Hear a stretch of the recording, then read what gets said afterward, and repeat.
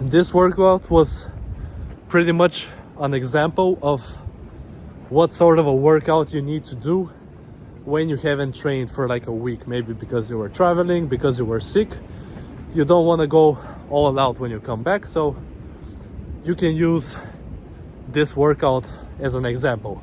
Of course, use your own exercises, your own sets and reps, but the important thing is what you do for volume and intensity.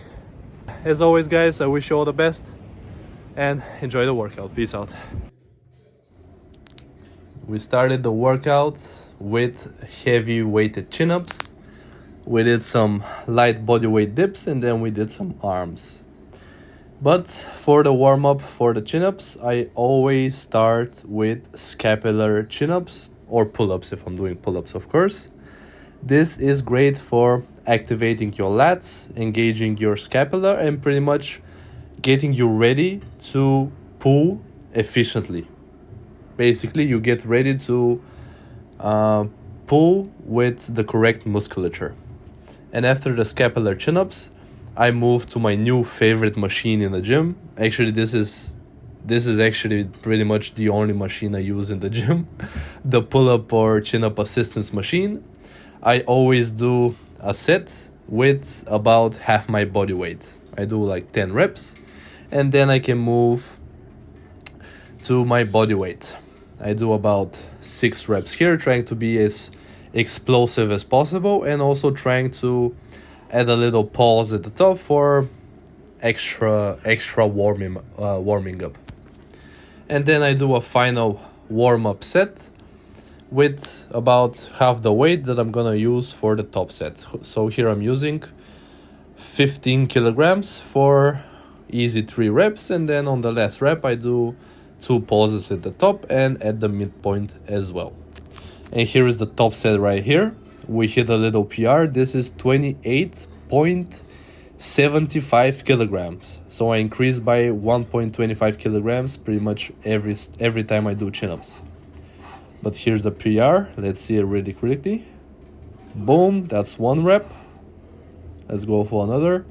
Boom, boom, that's 2 reps, baby. Even did a little pause at the top. 30 kilograms is in the bag. Next time I'm gonna try 30 kilograms. I should be able to do it.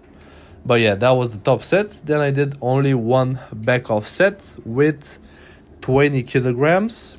I wanted to do 5 reps, but I managed to do only 4 reps, tusk, but next time I'm pretty confident I'm gonna be able to do 5 reps. I mean, as I said in the beginning of the video, I had a 1 week layoff, so I was weaker here and couldn't really get 5 reps. But still, we hit a PR, and I'm happy, baby. Then we moved to the pushing section of this workout, and it was a really light pushing scenario because I had pain in my left rear delt, rotator cuff, I'm not sure, but I couldn't really push like I wanted to, so I just did 2 easy sets of 15 on the dips, and I still got a pump, which is surprising. But when you do dips controlled and you go full range of motion, if you do anywhere between 15 and 20 reps with your body weight, you're pretty much guaranteed to have a pump in your chest. That's why the dips are so awesome. Because even if you don't add weight, even if you don't go to failure, they still work like crazy, pretty much. I mean, 2 sets of 15 is pretty easy for me, but I had pain, but I still had a pump, so I'm happy with the dips. Next time I'm supposed to go heavy on the dips, I should have my shoulder fixed by then. I know what I must do for the shoulders. I need to add some rotator cuff exercises, some rows, some rear delt work, and also these Lou raises, baby. These are totally back in my program. I'm gonna do these for 1 to 2 times per week.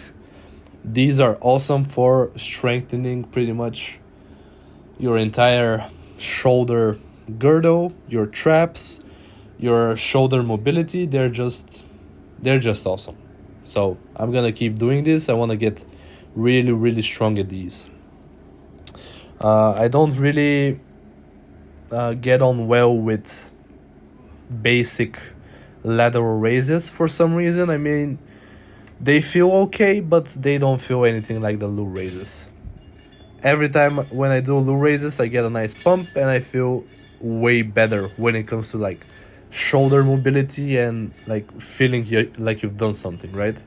I supersetted the Lou raises with these face pulls, which are also totally back in my program, because these not only train your rear delts and your upper back, they also add in external rotation of the rotator cuff, which is exactly what I'm having issues with. So if I get strong at Lou raises, if I get strong at face pulls, I shouldn't really have any problems with my shoulders of any sorts. So I'm just gonna smash these 1 to twice a week, like 2 to 3 sets, not more, anywhere from, I don't know, 8 to 15 reps. I'm not in a hurry to get stronger at these, just try and do quality reps, controlled reps, hit little pauses at the top, control the weight down, and really feel the right muscles working properly. That's my goal with these 2 exercises. And also I want to get big shoulders, you know.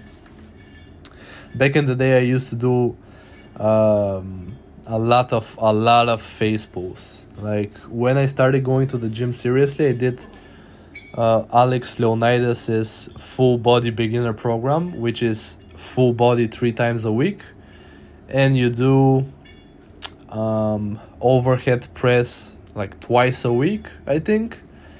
And I don't know if that was in the program, but after every workout I did like 1 to 3 sets of like 30 to 50 reps of face pulls, and my shoulders were popping like crazy.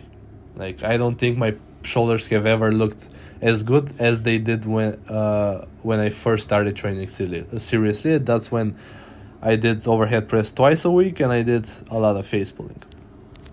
But yeah, so that was the shoulder section of the workouts.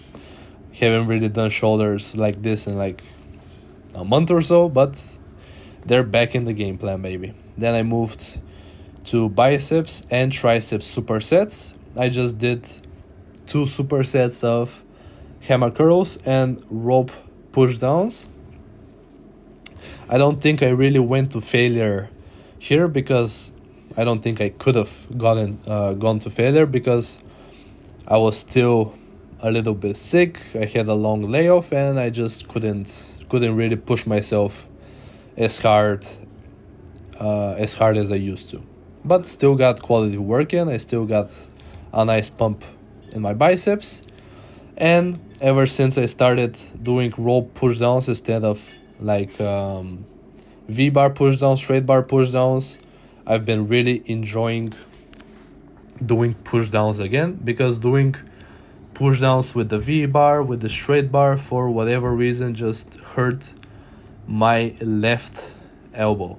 It was just painful, but with the long rope, they feel amazing. Like I can really kind of stretch my triceps behind my body, and just I can really grind on this exercise because I have no pain. That's pretty much it. And on the hammer curls as well, I have no pain on this exercise. Like sometimes when I do incline curls, I wouldn't say I have pain, but sometimes I get like little uncomfortable feelings, like maybe in my between my biceps and my forearms, maybe in my shoulder, I don't know. But with hammer curls I have no issues whatsoever, except that I have really sweaty hands and it's slipping out of my hands. But this is, you can look at this as a benefit, because that forces me to really squeeze as hard as I can, and I think that's gonna give me some strength when it comes to grip strength. But when I hit failure on your regular hammer curls, I switched to alternating hammer curls, and then I kind of grab the dumbbell higher up, so I don't have to deal with it slipping out. It just the circle of the dumbbell stays on top of my hand, and I can really go to failure there. This is the last set of the workout. I just did 2 sets for chin-ups, 2 very light sets for dips, and 2 light supersets for shoulders and arms. And that was pretty much the workout. Really light workout to get back into the training regime after a long layoff. I hope you guys enjoyed the video, and maybe you can use this workout as an example. I wish you guys all the best, and I'll see you in the next one, baby. Peace out.